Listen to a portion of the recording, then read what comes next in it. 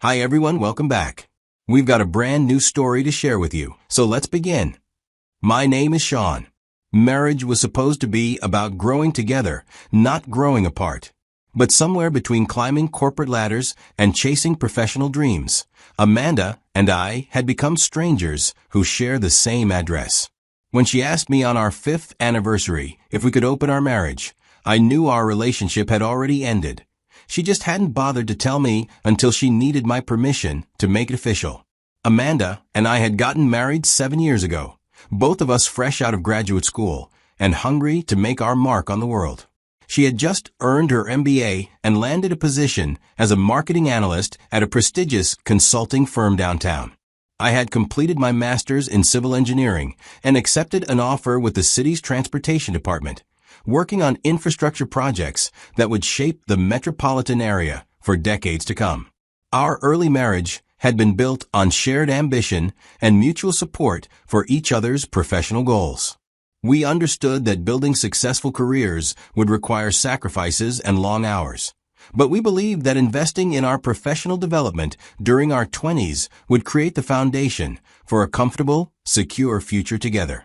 Amanda was brilliant at her job, and I found my work equally rewarding. During the first few years of our marriage, we had maintained a good balance between our professional ambitions and our relationship. We would share stories about our work days over dinner, celebrate each other's promotions and achievements, and make time for weekend adventures and social activities that kept us connected as a couple. Amanda had been attentive and affectionate during those early years, making efforts to create a warm home environment despite our busy schedules. She would plan special dinners when I had particularly stressful weeks, and always seemed genuinely interested in the details of my projects and the challenges I was facing at work. I reciprocated by supporting her career advancement, attending company events as her spouse, helping her prepare for important client meetings, and taking care of household responsibilities when she was traveling for business or working late on critical projects. We functioned as a team, each contributing to our shared success and supporting the other's individual goals. But as both of our careers progressed and our professional responsibilities expanded, maintaining that balance became increasingly difficult. Amanda's success at the consulting firm led to promotions and higher-profile client assignments that required more travel and longer hours. She was frequently out of town for week-long engagements, working with clients in other cities to implement the strategies she had developed. My own career advancement brought similar challenges. I was promoted to senior project manager and eventually to department supervisor, roles that came with increased responsibility for multiple simultaneous projects and larger teams of engineers and contractors. The complexity of coordinating major infrastructure developments meant that my days often extended well into the evening, and weekend site visits became routine rather than exceptional. The natural result of our professional success was that we began spending less time together and having fewer opportunities for the kinds of personal connection that had sustained our relationship during the early years of our marriage. Our schedules rarely aligned for shared meals. Our weekend time was often consumed by work obligations, and our conversations became increasingly focused on practical matters rather than personal intimacy. Amanda gradually stopped doing many of the thoughtful things that had characterized her approach to our relationship during our dating years and early marriage. She no longer waited up for me when I was working late, claiming that she needed to maintain a consistent sleep schedule for optimal work performance. The special dinners and surprise gestures that had once been regular features of our relationship became increasingly rare, replaced by takeout meals and perfunctory conversations about schedules and logistics.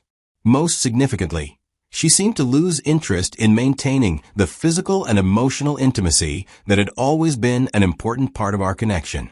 When I would try to be romantic or initiate physical closeness, she would often respond with minimal enthusiasm or claim to be too tired from her demanding work schedule to engage fully in intimate moments.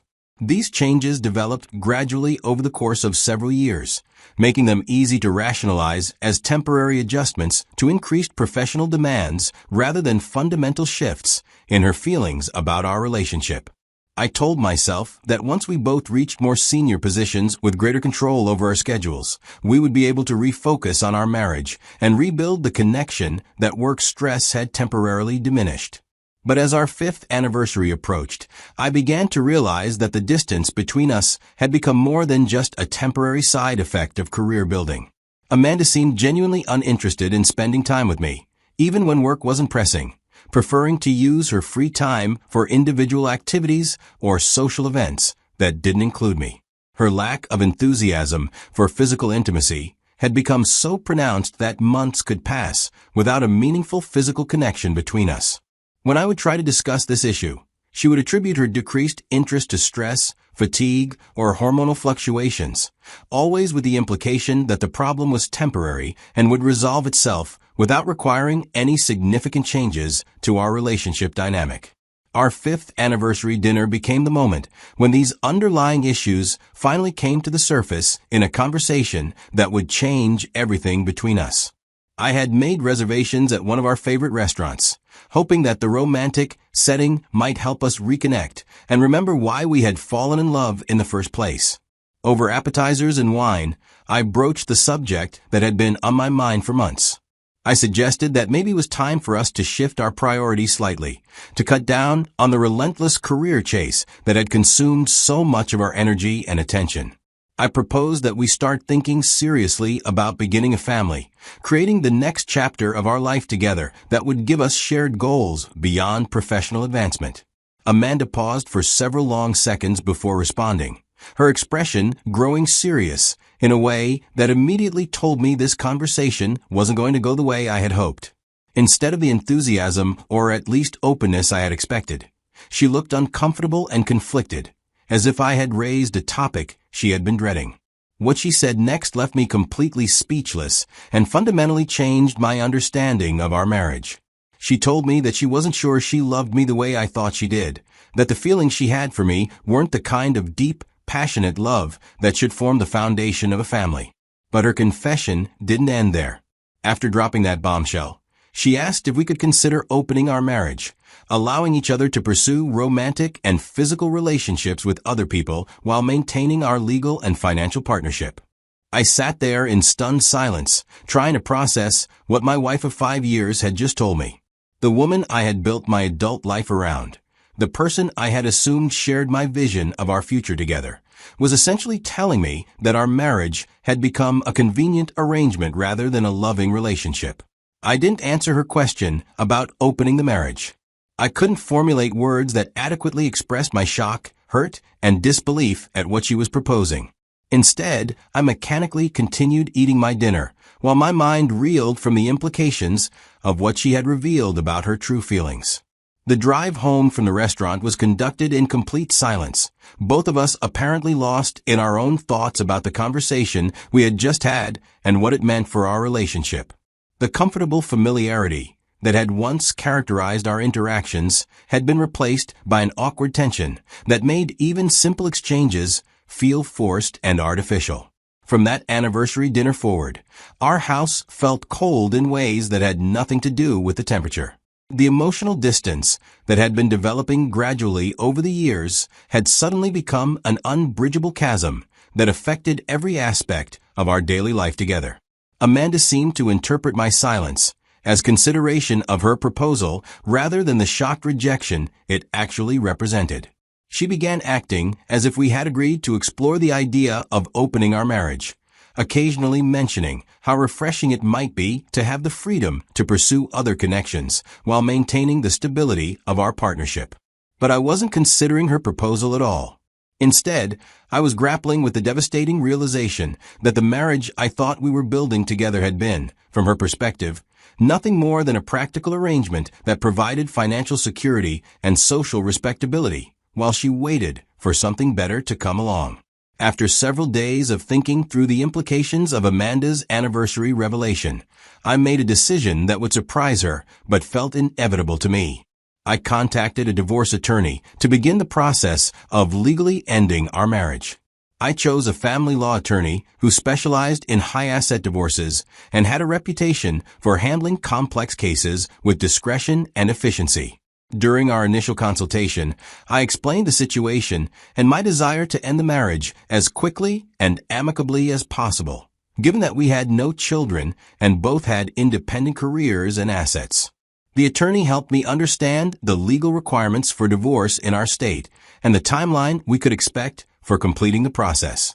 Since both Amanda and I were working professionals with separate incomes and assets, he anticipated that the property division and financial arrangements would be relatively straightforward compared to cases involving stay-at-home spouses or significant disparities in earning power. I spent several weeks working with the attorney to prepare the necessary documentation and ensure that all of our shared assets and obligations were properly identified and valued. We owned our home jointly, had separate retirement accounts, shared a few investment accounts, and had accumulated the usual collection of personal property that couples acquire over years of marriage.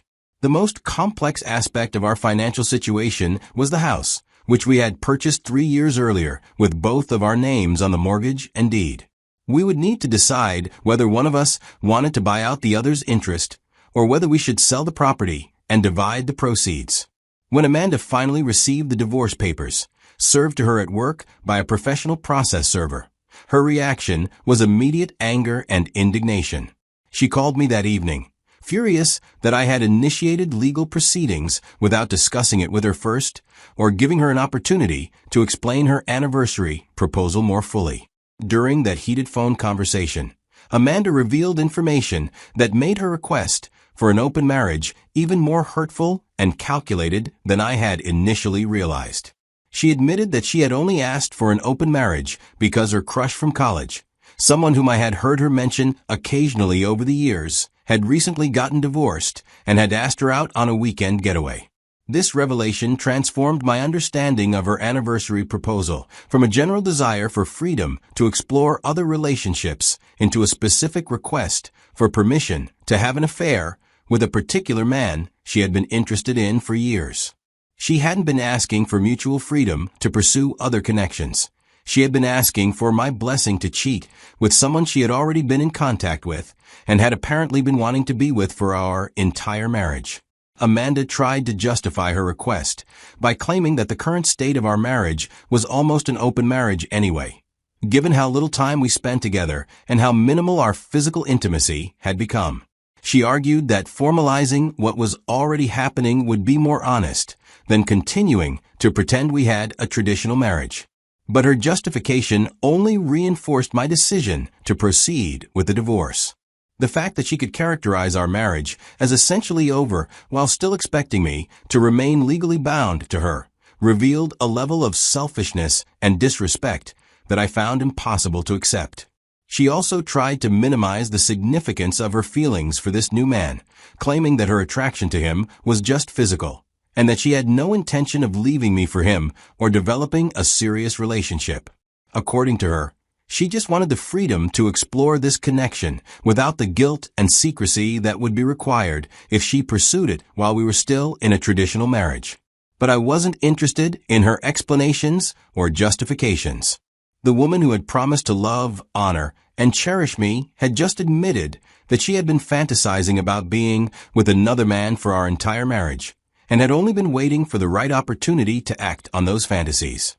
I told Amanda that I was proceeding with the divorce, and that her revelations about her crush had only confirmed that ending our marriage was the right decision. I explained that I wanted a real partnership with someone who was genuinely committed to building a life together, not a convenient arrangement with someone who was just waiting for something better to come along. The divorce process moved forward over the following months with the efficiency that my attorney had predicted. Since Amanda was working and earning a good income from her consulting career, there were no issues with spousal support or significant disparities in financial resources that might complicate the proceedings. We were able to reach an agreement on most of the practical matters relatively quickly. Amanda decided she wanted to keep the house and buy out my share of the equity, which worked well for me since I preferred to make a clean break and start fresh somewhere else rather than continue living in the place where our marriage had deteriorated. Our retirement accounts and investment portfolios were divided according to the standard formulas for marital property, with each of us keeping the accounts that were in our individual names and splitting the jointly held assets. The personal property division was handled through a combination of negotiation and practical considerations, with each of us taking the items we had brought into the marriage or that had particular significance to us individually. Throughout the legal process, Amanda continued to express ambivalence about the divorce, claiming that she didn't really want to end our marriage, and that we could work through our problems if I was willing to be more flexible about the terms of our relationship. She seemed genuinely surprised that I wasn't willing to consider her proposal for an open marriage, apparently believing that most modern couples were more sophisticated about these arrangements, and that my insistence on traditional monogamy was outdated and unrealistic. But even after the divorce was finalized and we were no longer legally married, Amanda persisted in suggesting that we could still maintain some kind of relationship that would give her the benefits of marriage, without the exclusive commitment that I required. These suggestions revealed that Amanda still didn't understand why I had chosen to end our marriage. She seemed to think that my objection was to the specific details of her proposal rather than to the fundamental lack of love and commitment that her proposal had revealed. I tried to explain that I wanted more than just being married on paper, that a real marriage required genuine love, exclusive commitment, and a shared vision for the future that we clearly didn't have. But she seemed incapable of understanding that her willingness to treat our marriage as a convenient arrangement was exactly the problem that made reconciliation impossible. The finalization of our divorce was both sad and liberating. Sad because it represented the official end of a relationship that had once held so much promise, and that I had invested so much of my emotional energy in building. But liberating because it freed me from the pretense of maintaining a marriage with someone who had never been as committed to our partnership as I had been. Looking back on our marriage, I can see that the warning signs of Amanda's lack of genuine commitment had been there for years, but I had interpreted them as temporary challenges rather than fundamental incompatibilities. Her gradual withdrawal from the thoughtful gestures and intimate connection that had characterized our early relationship hadn't been caused by work stress. It had been caused by her decreasing investment in our partnership as a romantic relationship. The experience taught me important lessons about the difference between someone who is committed to building a life with you and someone who is just comfortable with the arrangement you provide. Amanda had been comfortable with our marriage as long as it served her practical and social needs, but she had never been deeply committed to me as her chosen life partner. Her request for an open marriage had been the culmination of years of treating our relationship as a convenient arrangement rather than a sacred commitment. The fact that she had a specific person in mind when she made that request revealed that she had been emotionally investing in other relationships while going through the motions of our marriage. The divorce process also showed me how important it is to have clear expectations and boundaries in relationships. Amanda seemed genuinely confused by my unwillingness to accept her redefinition of marriage, apparently believing that I should be grateful for her honesty about her feelings rather than hurt by her lack of genuine commitment. But honesty without love and commitment isn't enough to sustain a marriage. Being told that your spouse doesn't love you the way you think they do, and that they want permission to pursue other relationships, isn't the kind of honesty that strengthens a relationship. It's the kind of honesty that reveals the relationship was never as strong as you believed it to be. Today, I'm grateful that Amanda was honest about her feelings on our 5th anniversary, even though her honesty destroyed my understanding of our marriage. Living unknowingly in a one-sided relationship would have been far worse than dealing with the immediate pain of divorce and starting over. The woman who asked for an open marriage so she could pursue her college crush had done me a favor by revealing her true priorities before I wasted more years of my life building a future with someone who was never fully committed to building that future with me.